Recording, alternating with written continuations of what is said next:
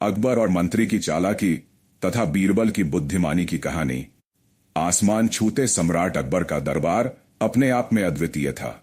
जहां एक ओर सम्राट की दूरदर्शिता और उदारता अपने चरम पर थी, वहीं दरबार में ऐसे मंत्री भी विराजमान थे जो अपनी चालाकी और मकारों से कभी कभी अपने निजी हितों के लिए राजनीति के खेल खेल देते थे। इसी दरबार में अकबर के प्रिय और विश्वसनीय सलाहकार बीरबल थे, जिनकी बुद्धिमानी और हाजिर जवाबी के चर्चे पूरे साम्राज्य में किए जाते थे। बीरबल का कार्य केवल सम्राट की सहायता करना ही नहीं था, बल्कि उन मिनिस्टर्स की चालों के पर्दे भी खोलना था जो अक्सर अकबर के विचारों के विपरीत कदम उठाते थे। यह कथा हमें उस अद्भुत समय की याद दिलाती है जब राजनीति, नैतिकता और बुद्धिमत्ता का संगम होता था। दरबार के अंदर हो रही सूक्ष्म राजनीति, मंत्रीगण के चतुर चालबाजी और बीरबल के अद्वितीय समाधान आज भी लोगों के मन में उत्सुकता और प्रेरणा का स्रोत है। इस कथा में हम उन घटनाओं का वर्णन करेंगे जहां मंत्री अपनी छल कपट से अकबर के विश्वास को ठेस पहुंचाने की कोशिश करते थे, लेकिन अंततः बीरबल की तेज दिमागी चालाकी ने उन सभी जालों का अंत कर दिया। इस विस्तृत कथा में हम निम्नलिखित पहलुओं पर प्रकाश डालेंगे: राजदरबार की वास्तविकता, अकबर के दरबार में राजनीति का माहौल, मंत्रीगण के स्वार्थी उद्देश्य एवं उनके आपसी संबंध, चालाकी की चुनौतियां, मंत्रीगण द्वारा अपनाई गई विभिन्न चतुराई और किस प्रकार वे अकबर के ध्यान से बचने का प्रयास करते थे। बीरबल की बुद्धिमानी, किस प्रकार बीरबल ने सूझबूझ, तर्क शक्ति और मानवता के सिद्धांतों का प्रयोग कर उन चालों का पर्दाफाश किया। अकबर का न्याय, सम्राट अकबर ने किस प्रकार अपने दरबार की सच्चाई को पहचाना और उचित निर्णय दिए जिससे राजदरबार में नैतिकता और न्याय की स्थापना हो सके। इस कथा के माध्यम से हम न केवल उस समय की राजनीति की गहराई में उतरते हैं, बल्कि यह भी सीखते हैं कि सत्य, नैतिकता एवं न्याय की राह पर चलने वाला व्यक्ति अंततः विजयी होता है। अध्याय 1: दरबार की आंतरिक राजनीति और मंत्री की चालाकी। एक दरबार का माहौल। सम्राट अकबर का दरबार अत्यंत विशाल और बहुरंगी था। यहाँ हिंदू, मुस्लिम, विभिन्न जातियों और पंथों के लोग शामिल थे। परंतु जितना दरबार भव्य दिखता था, उतनी ही जटिल राजनीति भी चल रही थी। मंत्रीगण अपने अपने हितों के लिए कट्टर प्रतिद्वंद्वी थे। उनके बीच प्रतिस्पर्धा इतनी तीव्र थी कि कभी कभी एक दूसरे को नीचा दिखाने के लिए अनैतिक तरीकों का सहारा लिया जाता था। दरबार में हर किसी को अपनी बुद्धिमत्ता और सूझबूझ के परिचय के लिए मंच मिलता था। इसी संदर्भ में कुछ मंत्री ऐसे भी थे जो अपनी चालाकी से अकबर के सम्मुख आने वाली बातों को टालने का प्रयास करते थे। इनकी चालाकी में अक्सर एक छल प्रपंच छिपा होता था जिससे वे अपने स्वार्थ को पूरा कर सकें। एक दो मंत्रीगण की स्वार्थपरता। दरबार में एक मंत्री था, नाम था मधुसूदन। मधुसूदन अपनी चालाकी और चतुराई के लिए जाना जाता था। वह अकबर की नजरों से बचकर अपने निजी व्यापारिक हितों को आगे बढ़ाने में माहिर था। मधुसूदन अपने सहयोगियों से लेकर अन्य मंत्रीगण तक में अपनी छवि एक ईमानदार सलाहकार की होती थी, परंतु असलियत में वह अपने निजी लाभ के लिए दरबार की नीति में छेड़छाड़ कर देता था। एक दिन मधुसूदन ने एक योजना बनाई जिसका उद्देश्य अकबर के ध्यान से दूर रहकर अपने निजी संपत्ति को बढ़ाना था। उसने दरबार में एक महत्वपूर्ण मसले पर इतनी जटिल बातें कह दी कि सम्राट अकबर भी समझ नहीं पाए। इस प्रकार मधुसूदन ने अपनी चालाकी से अपने हित को सुरक्षित करने की कोशिश की। 3 मंत्री की चालाकी का पहला पर्दाफाश दरबार में चल रही चर्चा का विषय था साम्राज्य के विभिन्न हिस्सों में कर प्रणाली में सुधार करना। मधुसूदन ने अपनी बातों में इस सुधार का समर्थन करते हुए कहा कि नए कर लगाने से राज्य को अधिक राजस्व प्राप्त होगा, परंतु असल में उसका उद्देश्य था कि नए कर के माध्यम से वह अपने व्यापार के लिए अधिक सुविधाएं प्राप्त कर सके। जब अकबर ने इस मुद्दे पर गहराई से विचार किया तो उन्होंने महसूस किया कि मधुसूदन की बातों में कहीं न कहीं असंगतियां हैं, परंतु अकबर ने तुरंत ही उस समय निर्णय नहीं किया, क्योंकि उन्होंने अपने दरबार में एक विशेष व्यक्ति की बुद्धिमानी पर भरोसा किया, बीरबल। अकबर ने बीरबल से कहा, बीरबल, मुझे मधुसूदन की बातों में एक अनसुलझी सी गुत्थी दिख रही है, तू इसकी जांच कर। बीरबल ने मुस्कान के साथ स्वीकार किया और अपनी सूझबूझ से मसले की तह तक जाने का निश्चय किया। अध्याय 2: बीरबल की सूझबूझ और मंत्री की चालों का पर्दाफाश। 2 बीरबल की जांच की शुरुआत। बीरबल ने सबसे पहले दरबार के अन्य सदस्यों से बात करना शुरू किया। उन्होंने मधुसूदन के द्वारा प्रस्तावित कर सुधार के मसले की गहराई से समीक्षा की। उन्होंने कई गणनाओं, राजस्व के आंकड़ों और राज्य के आर्थिक हालात का निरीक्षण किया। धीरे धीरे बीरबल को यह स्पष्ट हो गया कि मधुसूदन की योजनाओं में कुछ तो गड़बड़ है। बीरबल ने एक बैठक बुलवाई जिसमें उन्होंने मधुसूदन के प्रस्ताव के विभिन्न पहलुओं पर सवाल उठाए। अगर यह कर सुधार सचमुच राजस्व बढ़ाएगा तो क्यों कुछ क्षेत्रों में तो राजस्व में कमी देखने को मिली है। उन्होंने सवाल उठाया। दरबार में मौजूद अन्य मंत्री भी बीरबल के तर्कों से सहमत होने लगे। दो मधुसूदन के विरोधाभास। मधुसूदन, जो अपनी चालाकी पर हमेशा गर्व महसूस करता था, बीरबल की तर्क शक्ति से घबराया। उसने अपने प्रस्ताव का बचाव करने के लिए कई गणितीय और आर्थिक तर्क प्रस्तुत किए, परंतु बीरबल की गहरी समझ और तात्कालिक सोच ने उसकी हर बात का जवाब दे दिया। बीरबल ने एक एक करके मधुसूदन के आंकड़ों की जांच की और उनके द्वारा दिए गए तर्कों में छिपे विरोधाभासों को उजागर कर दिया। दरबार में बैठा हर व्यक्ति इस चर्चा से प्रभावित हुआ। कई लोग सोच में पड़ गए कि क्या सचमुच मधुसूदन ने राज्य के हित के बजाय अपने निजी हितों को महत्व दिया है। इस बीच अकबर की नजरें धीरे धीरे मधुसूदन पर केंद्रित हो गईं। 3 बीरबल का निर्णायक उदाहरण। बीरबल ने अपनी सूझबूझ का परिचय देते हुए एक अद्वितीय उदाहरण पेश किया। उन्होंने कहा, मान लीजिए कि एक किसान को 2 खेत दिए गए हैं। एक में अनाज की भरपूर फसल होती है और दूसरे में सूखी मिट्टी है। यदि आप किसान से पूछें कि वह किस खेत की देखभाल करेगा, तो वह बिना सोच विचार के पहले खेत को चुनेगा।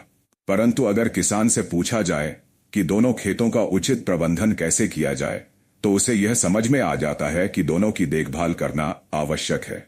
इस उदाहरण से बीरबल ने मधुसूदन के प्रस्ताव के विरोधाभासी पहलुओं को स्पष्ट किया।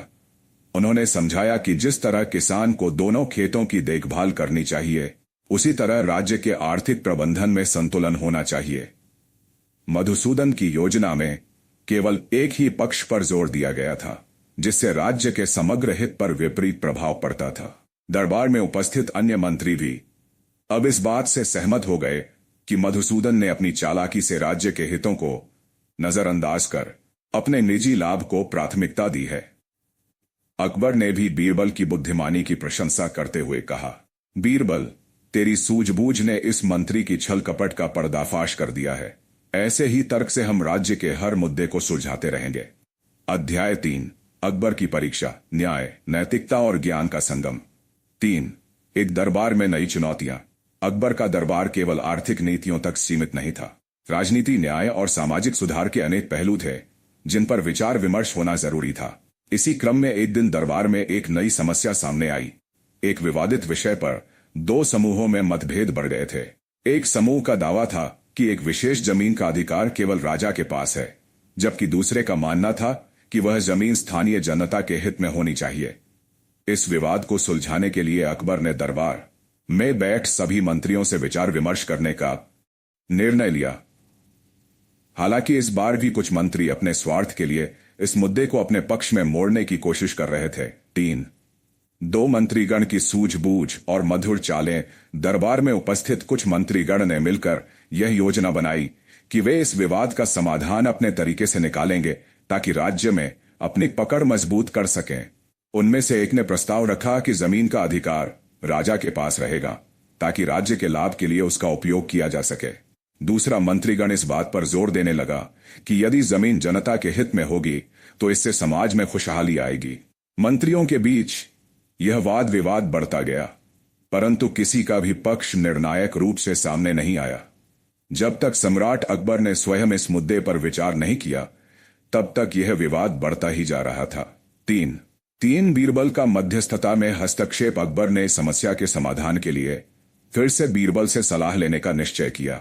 उन्होंने कहा, बीरबल, आज फिर एक ऐसी स्थिति आ गई है जहां मंत्रीगण अपने अपने स्वार्थ के लिए आपस में झगड़ा कर रहे हैं। मुझे इस विवाद का न्यायसंगत समाधान चाहिए। बीरबल ने शांतचित्त होकर सभी दलों की बात ध्यान से सुनी।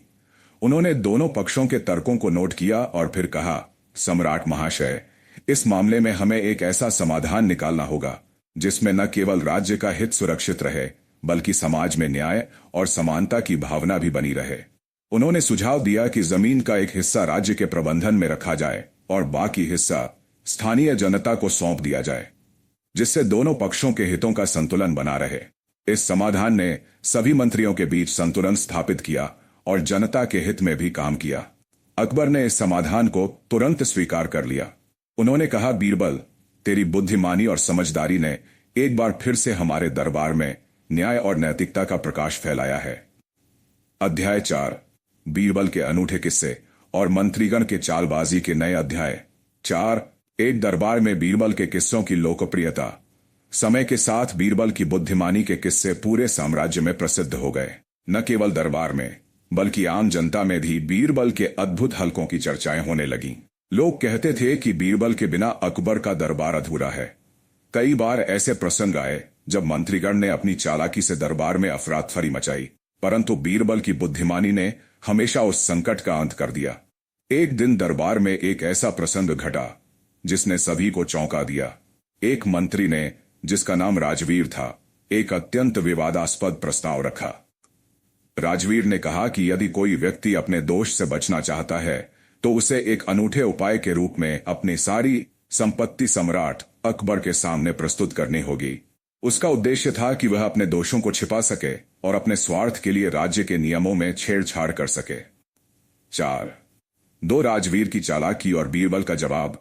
राजवीर ने अपने प्रस्ताव को इस तरह से प्रस्तुत किया कि उसे सुनकर दरबार में कुछ मंत्री भी उसकी बात से सहमत हो गए, परंतु अकबर ने तुरंत ही इस प्रस्ताव पर संदेह व्यक्त किया। उन्होंने कहा, राजवीर, यह प्रस्ताव इतना असामान्य क्यों है? क्या तेरा उद्देश्य केवल स्वार्थ सिद्ध करना नहीं? बीरबल ने तुरंत ही हस्तक्षेप करते हुए कहा, सम्राट जी, इस मामले को न्याय की कसौटी पर परखने की आवश्यकता है। उन्होंने राजवीर से कहा कि वह अपनी संपत्ति का विवरण प्रस्तुत करे। राजवीर ने जब अपनी सारी संपत्ति का विवरण पेश किया तो बीरबल ने चतुराई से एक एक करके उन विवरणों का विश्लेषण करना शुरू किया। बीरबल ने तर्क दिया कि यदि राजवीर सचमुच अपने दोष से बचने का इच्छुक है तो उसे बिना किसी हिचकिचाहट अपनी संपूर्ण जानकारी देनी चाहिए। राजवीर के विवरण में कई ऐसे विरोधाभास उभरने लगे जो उसके झूठ को साफ कर देने वाले थे। दरबार में उपस्थित सभी मंत्रियों ने भी बीरबल की बात से सहमति जताई। अंततः राजवीर की चालाकी बेनकाब हो गई और उसे अकबर के आदेश पर सख्त दंड दिया गया। 4, 3 बीरबल की हाजिर जवाबी और मंत्रियों की सीख। इस घटना के बाद दरबार में बीरबल की प्रसिद्धि में और इजाफा हुआ। लोगों ने बीरबल की हाजिर जवाबी, तर्कशक्ति और न्यायप्रियता के गुणों की प्रशंसा की।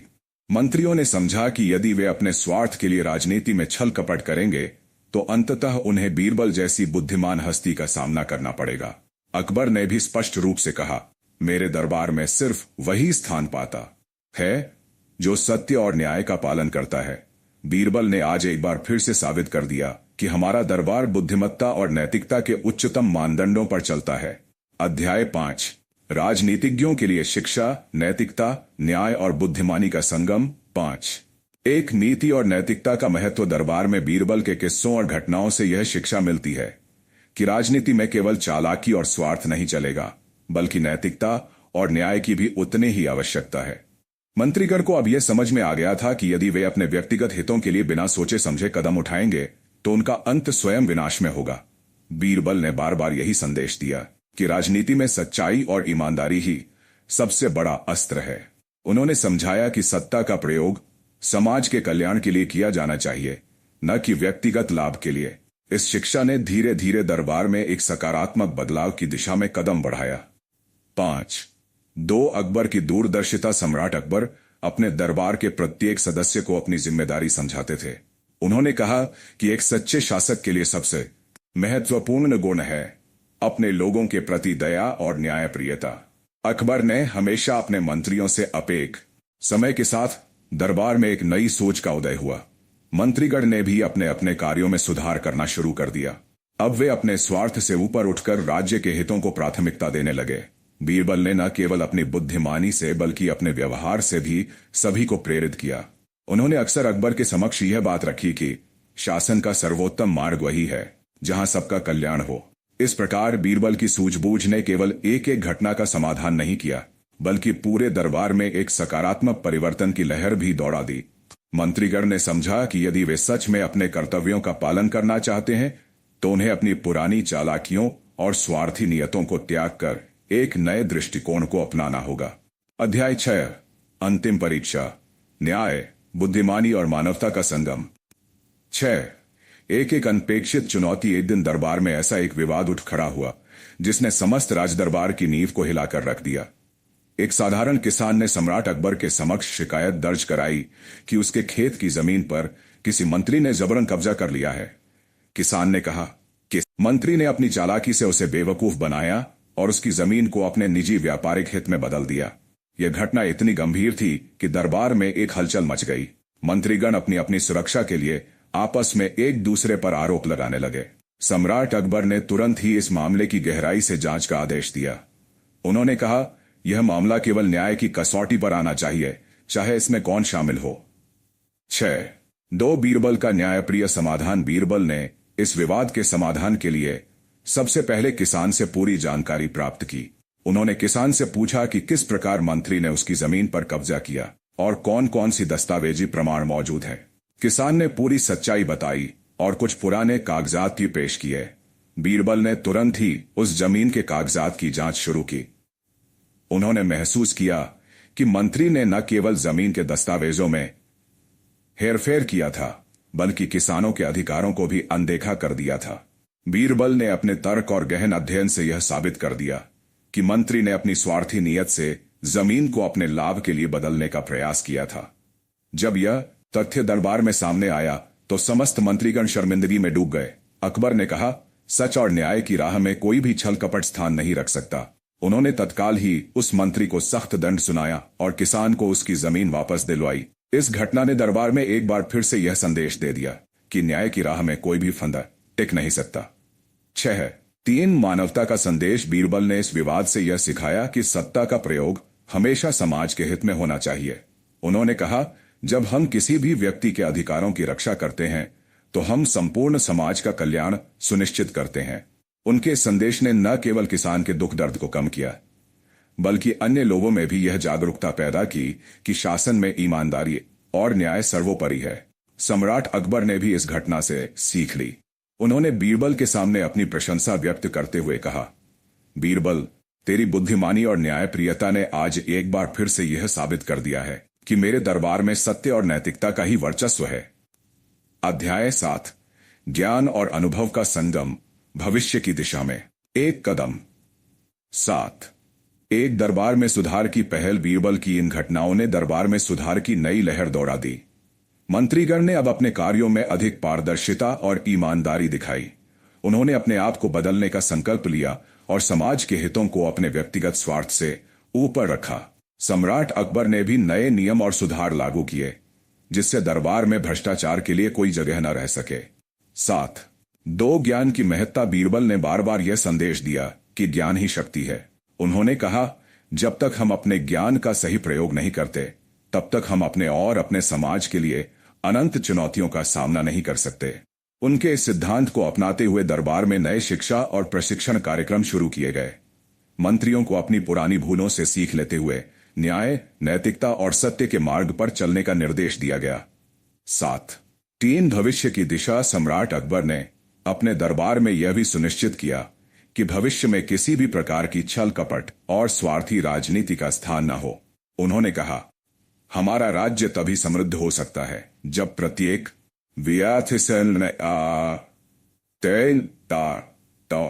सत्य, न्याय और ईमानदारी के साथ अपने कर्तव्यों का पालन करे। बीरबल की बुद्धिमानी ने इस संदेश को जन जन तक पहुंचा दिया। धीरे धीरे राज्य में एक सकारात्मक परिवर्तन देखने को मिला, जहां मंत्रीगण अपने कार्यों में सुधार कर रहे थे और आम जनता को भी उनके प्रति विश्वास बढ़ने लगा। उपसंहार। इस विस्तृत कथा के माध्यम से हम देखते हैं कि अकबर के दरबार में मंत्रीगण की चालाकी और स्वार्थी नियतें कितनी गहरी थीं, परंतु बीरबल की बुद्धिमानी ने हर बार उस चाल को बेनकाब कर दिया। इस कथा से हमें यह शिक्षा मिलती है कि राजनीति में चाहे कितनी भी चालाकियां क्यों न चलें, सत्य, न्याय और नैतिकता की जीत अवश्य होती है। बीरबल की हाजिर जवाबी, तर्क शक्ति और न्यायप्रियता ने दरबार के प्रत्येक सदस्य को यह संदेश दिया कि व्यक्तिगत स्वार्थ से ऊपर उठकर समाज के हित में कार्य करना ही सबसे बड़ा गुण है। सम्राट अकबर की दूरदर्शिता ने भी यह सुनिश्चित किया कि उनके दरबार में केवल वही व्यक्तित्व स्थान पाएगा जो राज्य और समाज के लिए निस्वार्थ सेवा कर सके। इस प्रकार अकबर और मंत्री की चालाकी के बीच बीरबल की बुद्धिमानी ने अंततः यह साबित कर दिया कि यदि हम अपने कर्तव्यों को सही दिशा में निर्देशित करें तो समाज में परिवर्तन संभव है। यह कथा हमें यह भी सिखाती है कि इतिहास के पन्नों में दर्ज ये घटनाएं न केवल मनोरंजन का स्रोत हैं, बल्कि ये हमारे लिए एक महत्वपूर्ण पाठ भी छोड़ जाती हैं। सत्य और न्याय की राह पर चलने वाला व्यक्ति अंततः विजयी होता है। चाहे राजनीति में कितनी भी धोखाधड़ी, छल कपट या स्वार्थ की राजनीति क्यों न छिपी हो, न्याय का बल अंततः सदा प्रबल रहता है। अंत में इस कथा के माध्यम से हमें यह संदेश मिलता है कि ज्ञान, ईमानदारी और नैतिकता के साथ चलने वाला मार्ग ही स्थायी समृद्धि और सामाजिक न्याय की गारंटी है। बीरबल के अद्वितीय उदाहरण ने दरबार के हर व्यक्ति को यह एहसास दिलाया कि चालाकी और स्वार्थ के आगे सत्य और बुद्धिमत्ता का रुख झुकता है। निष्कर्ष, अकबर और मंत्री की चालाकी तथा बीरबल की बुद्धिमानी की कहानी न केवल ऐतिहासिक संदर्भ में बल्कि आज के समय में भी अत्यंत प्रासंगिक है। यह कथा हमें बताती है कि यदि हम अपने स्वार्थ को त्याग कर समाज और राज्य के हित में कार्य करें तो अंततः नैतिकता, न्याय और सत्य की विजय अवश्य होती है। बीरबल की सूझबूझ, समर्पण और ज्ञान ने सदियों बाद भी हमें यह संदेश दिया है कि किसी भी राजनीतिक प्रणाली में पारदर्शिता और ईमानदारी सबसे महत्वपूर्ण गुण है। सम्राट अकबर के दरबार में बीरबल का स्थान सिर्फ एक सलाहकार का नहीं, बल्कि एक ऐसे प्रकाश स्तंभ का था जिसने हर अंधेरे को चीर दिया।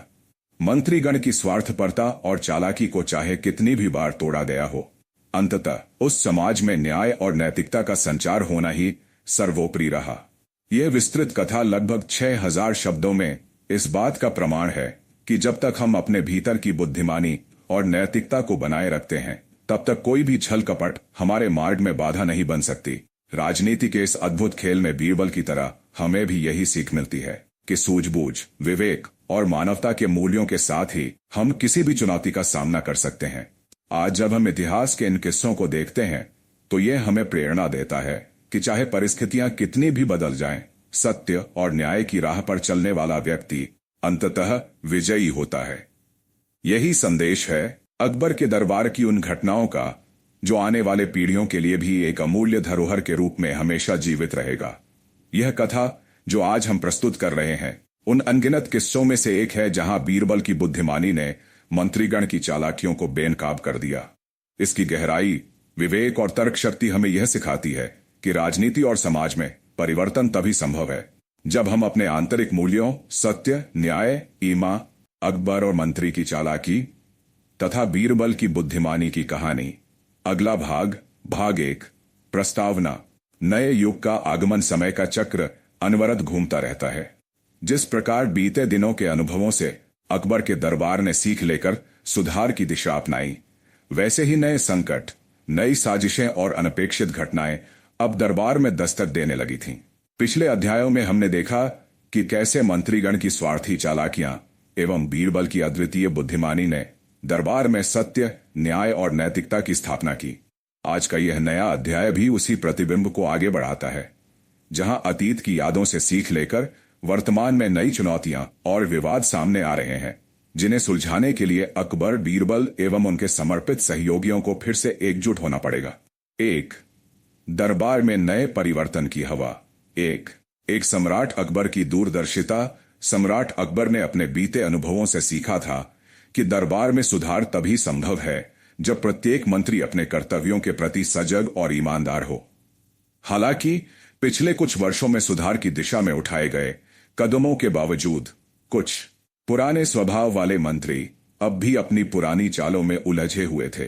अकबर ने दरबार में पारदर्शिता एवं नैतिकता के नए मानदंड स्थापित करने का बीड़ा उठाया था, जिससे भविष्य में किसी भी प्रकार की अराजकता या स्वार्थी साजिश के लिए गुंजाइश न रहे।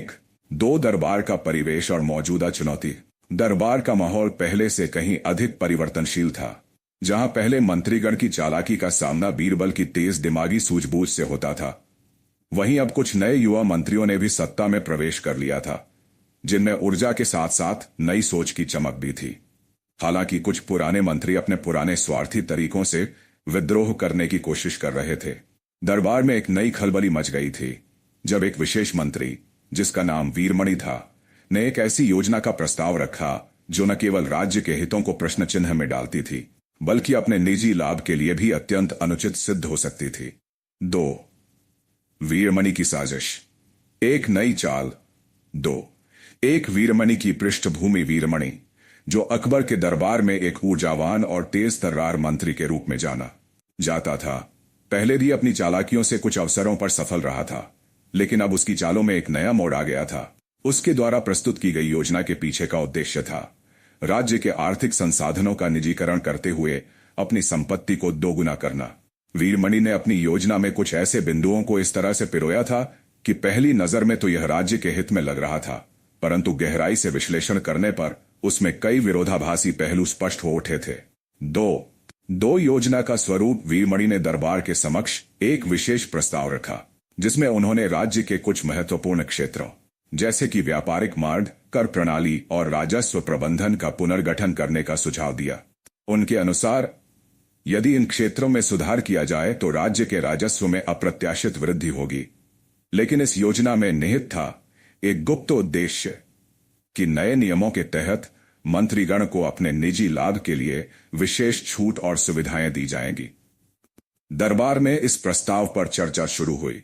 वीरमणि ने बड़े ही आत्मविश्वास के साथ अपनी योजना का वर्णन किया, लेकिन उनके हर एक शब्द में एक झलक ऐसी थी जो दर्शाती थी कि कहीं न कहीं यह योजना केवल व्यक्तिगत स्वार्थ से प्रेरित है। 3. बीरबल की सूझबूझ का प्रवेश। एक दरबार में चर्चा का माहौल। जैसे ही वीरमणि का प्रस्ताव दरबार में रखा गया, सम्राट अकबर ने तुरंत ही स्थिति का निरीक्षण करना शुरू कर दिया। अकबर ने अपने आदरणीय सलाहकार बीरबल से कहा, बीरबल, इस प्रस्ताव में कुछ तो ऐसा है जिसकी गहराई में जाकर जांच करनी होगी। हमें सत्य और न्याय की रक्षा करनी है। बीरबल ने शांतचित्त होकर प्रस्ताव की बारीकी से समीक्षा करना शुरू किया। उन्होंने वीरमणि द्वारा प्रस्तुत आंकड़ों, तर्कों और योजनाओं में छिपे विरोधाभासों पर गौर किया। धीरे धीरे उन्हें यह एहसास हुआ कि वीरमणि की योजना का मूल उद्देश्य राज्य के हित के बजाय निजी लाभ को बढ़ावा देना था। 3. बीरबल का प्रारंभिक निरीक्षण। बीरबल ने सबसे पहले उस योजना के आर्थिक पहलुओं का विश्लेषण किया। उन्होंने पाया कि वीरमणि द्वारा दिए गए आंकड़े कई मामलों में अतिरंजित और भ्रमित करने वाले थे। दरबार में उपस्थित कुछ विद्वान मंत्रियों ने भी बीरबल के तर्कों के साथ सहमति व्यक्त की। बीरबल ने अपने निरीक्षण के दौरान यह स्पष्ट कर दिया कि योजना में प्रस्तावित सुधार वास्तव में राज्य की वित्तीय स्थिति को स्थिर करने के बजाय कुछ चुनिंदा व्यक्तियों के निजी खजाने को बढ़ाने का जरिया बन सकता है। उन्होंने वीरमणि से सवाल करना शुरू किया, वीरमणि जी, यदि यह योजना सचमुच राज्य के हित में है तो बताइए कि इन सुधारों से आम जनता और छोटे व्यापारियों पर क्या प्रभाव पड़ेगा। वीरमणि ने अपने तर्कों से बचते हुए कुछ अस्पष्ट उत्तर देने शुरू किए, जिससे दरबार में हलचल मच गई। 3. बीरबल का निर्णायक प्रश्न। बीरबल ने सभा में एक निर्णायक प्रश्न उठाया, क्या राज्य के प्रत्येक नागरिक को समान अवसर और सुरक्षा प्राप्त होनी चाहिए, या फिर कुछ चुनिंदा व्यक्तियों को ही विशेष लाभ दिया जाना न्याय संगत होगा? इस प्रश्न ने दरबार में मौन छा दिया। कई मंत्रियों ने आपस में विचार विमर्श किया, जबकि कुछ ने इस पर चुपचाप सिर हिलाया। अकबर ने भी इस प्रश्न पर गहन ध्यान दिया और कहा, सत्य और न्याय का मार्ग वही है जो प्रत्येक नागरिक के हित में हो। यदि कोई योजना केवल कुछ के लाभ के लिए है तो वह हमारे आदर्शों के खिलाफ है। इस बिंदु पर वीरमणि के विरोधाभासी तर्क और अस्पष्ट उत्तरों से उसकी योजना की वास्तविक नीयत बेनकाब हो गई। 4. दरबार में उठी नई जटिलताएं। 4. एक मंत्रीगण का मतभेद। वीरमणि के प्रस्ताव के खिलाफ अब दरबार में मतभेद स्पष्ट होने लगे। कुछ पुराने मंत्री जो पहले से ही सुधार की ओर अग्रसर थे ने इस प्रस्ताव की कड़ी आलोचना की। उनके अनुसार राज्य का संसाधन केवल कुछ चुनिंदा व्यक्तियों के हाथ में जाना निहायत ही हानिकारक होगा। दूसरी ओर कुछ युवा मंत्री जिन्हें वीरमणि के तर्क में आशा देखी ने उस पर समर्थन जताने की कोशिश की। इस मतभेद ने दरबार में एक नई खलबली मचा दी। मंत्रियों के बीच तीखी बहस छिड़ गई और हर कोई अपनी अपनी धारणाओं को लेकर जमकर खड़ा हो गया। दरबार का माहौल अब पहले से कहीं अधिक तनावपूर्ण हो चुका था। 4. अकबर का हस्तक्षेप। सम्राट अकबर ने इस स्थिति को गंभीरता से लेते हुए दरबार में आदेश जारी किया कि इस प्रस्ताव की विस्तृत जांच की जाए। उन्होंने कहा, हमें न केवल आर्थिक सुधार की आवश्यकता है, बल्कि हमें यह भी सुनिश्चित करना है कि राज्य का प्रत्येक नागरिक इसका लाभ उठा सके। इस हेतु मैं बीरबल से अनुरोध करता हूं कि वह इस प्रस्ताव की संपूर्ण और निष्पक्ष जांच करे। अकबर के इस आदेश से दरबार में एक नई उम्मीद की किरण जगी। बीरबल ने तुरंत ही काम शुरू कर दिया और उन्होंने अपने विश्वसनीय सहयोगियों की सहायता से वीरमणि की योजना के हर पहलू की गहन समीक्षा शुरू कर दी। 5. बीरबल की गहन जांच और नई खोज। 5. एक कागजी दस्तावेजों की पड़ताल। बीरबल ने सबसे पहले प्रस्ताव से संबंधित सभी कागजी दस्तावेजों, आंकड़ों और गणितीय अनुमानों का परीक्षण किया। उन्होंने पाया कि वीरमणि द्वारा प्रस्तुत आंकड़े कई बार अप्रत्याशित वृद्धि और घटाव के संकेत दिखाते थे, जिन्हें समझना अत्यंत कठिन था। बीरबल ने गणितज्ञों और आर्थिक विशेषज्ञों की सहायता ली और पाया कि प्रस्ताव में दर्ज आंकड़ों में जटिलताओं के साथ साथ कई विसंगतियां भी विद्यमान थीं। 5. दो जनता पर पड़ने वाले प्रभाव का विश्लेषण अगली चुनौती थी। इस योजना के कार्यान्वयन से आम जनता और छोटे व्यापारियों पर क्या प्रभाव पड़ेगा। बीरबल ने गांव-गांव जाकर स्थानीय सरपंचों और व्यापारी समूहों से मुलाकात की। उनके द्वारा एकत्र की गई जानकारी से यह स्पष्ट हुआ कि प्रस्तावित सुधार से न केवल आम जनता के हित पर प्रश्न चिन्ह उठता था, बल्कि इससे राज्य की आर्थिक व्यवस्था में भी अस्थिरता आ सकती थी। एक छोटे से गांव में, जहां के किसान नियमित रूप से अपने उत्पादन को बाजार में बेचते थे, वहां के लोगों ने बताया कि यदि कर प्रणाली में इस तरह का परिवर्तन होता है तो उनके लिए जीवन यापन कठिन हो जाएगा। इस बात से बीरबल का संदेह और भी बढ़ गया। 5. बीरबल का निर्णायक विश्लेषण। गहन जांच और विशेषज्ञों के परामर्श के बाद बीरबल ने एक विस्तृत रिपोर्ट तैयार की।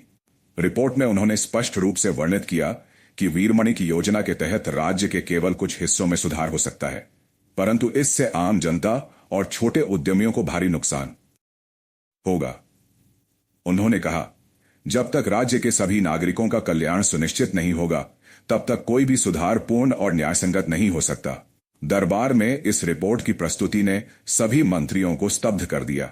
बीरबल की रिपोर्ट ने उस प्रस्ताव की सभी कमियों को उजागर कर दिया और यह स्पष्ट कर दिया कि यह योजना केवल निजी स्वार्थ की पूर्ति के लिए ही तैयार की गई थी।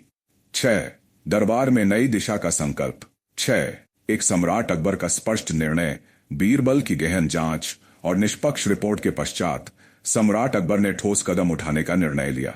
उन्होंने कहा, मेरे दरबार में केवल वही नीति स्वीकार्य है जो संपूर्ण राज्य के हित में हो। यदि कोई योजना केवल कुछ चुनिंदा व्यक्तियों को लाभ पहुंचाती है तो वह हमारे आदर्शों के खिलाफ है। अकबर ने वीरमणि के प्रस्ताव को खारिज करते हुए कहा कि राज्य के आर्थिक संसाधनों का पुनर्गठन एक सामूहिक हित में होना चाहिए, न कि व्यक्तिगत लाभ के लिए।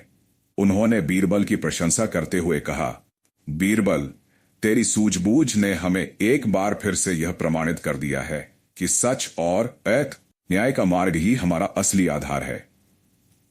6. दो मंत्रीगण में हुई सोच की क्रांति। इस निर्णय के बाद दरबार के अन्य मंत्री भी सोचने लगे।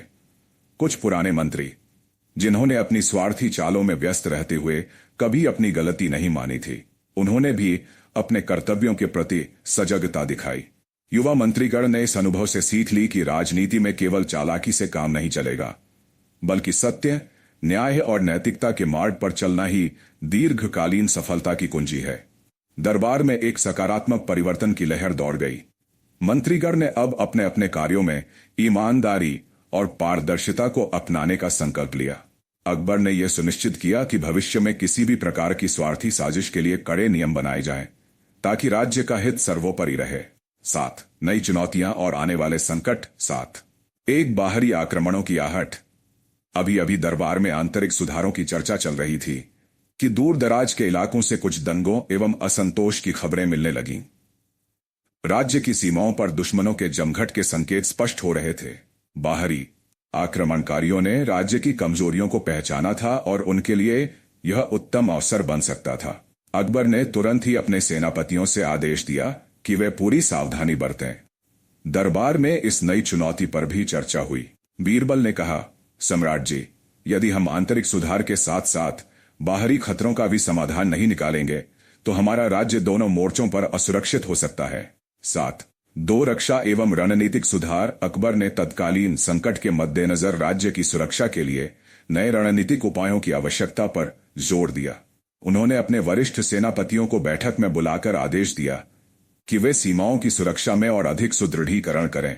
इस बीच बीरबल ने भी अपने अनुभव का प्रयोग करते हुए कहा कि बाहरी खतरे से निपटने के लिए राज्य में आंतरिक एकता बनाए रखना अत्यंत आवश्यक है। बीरबल ने सुझाव दिया कि राज्य के आर्थिक संसाधनों और सैन्य बल को इस प्रकार से पुनर्संरचित किया जाए जिससे बाहरी आक्रमणकारियों के किसी भी प्रयास का मुकाबला किया जा सके। उनके इस तर्क ने दरबार में व्यापक समर्थन प्राप्त किया। 7. जनता का भरोसा और नैतिक जागरूकता। इस नई चुनौती के बीच बीरबल ने जनता में भी नैतिक जागरूकता फैलाने का बीड़ा उठाया। उन्होंने गांव-गांव जाकर लोगों से मुलाकात की, उनकी समस्याओं को सुना और उन्हें आश्वस्त किया कि राज्य की सुरक्षा और कल्याण के लिए हर संभव कदम उठाया जा रहा है। लोगों के दिल में विश्वास की नई किरण जग गई थी कि अब राज्य में न्याय और सुरक्षा की नई लहर दौड़ने वाली है। 8. दरबार में नए संवाद और संकल्प। 8. एक मंत्रियों के बीच खुली चर्चा। नई चुनौतियों और बाहरी खतरों के मद्देनजर दरबार में मंत्रियों के बीच खुली चर्चा शुरू हुई। अब सभी मंत्रियों ने अपने अपने दृष्टिकोण को स्पष्ट रूप से व्यक्त करना शुरू कर दिया। किसी भी प्रकार के स्वार्थी विचारों को हटाने और संपूर्ण राज्य के हित में काम करने का संकल्प लिया गया।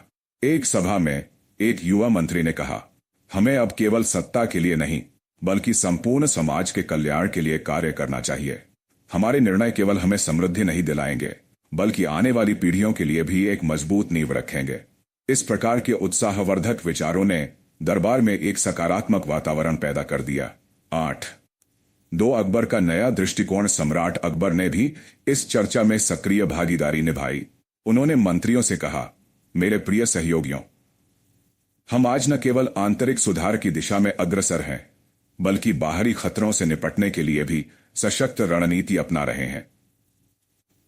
हमारा उद्देश्य एक ऐसा राज्य बनाना है जहां न्याय, सुरक्षा और समानता का संगम हो। उनके इन शब्दों ने मंत्रियों के हृदय में नए जोश का संचार कर दिया। 8. बीरबल की अंतर्दृष्टि। बीरबल ने अंत में सभी को यह संदेश दिया, समय चाहे कितना भी कठिन क्यों न हो, सत्य, न्याय और नैतिकता का मार्ग ही अंतिम विजय का मार्ग है।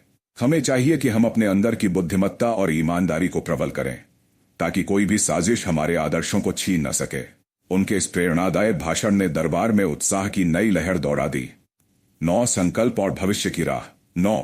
संकल्प और भविष्य की राह। एक सुधार की नई दिशा। इस पूरे अनुभव से दरबार ने एक महत्वपूर्ण सबक सीखा कि राज्य का हर सुधार तभी स्थायी होगा जब उसमें सभी नागरिकों का हित सम्मिलित हो।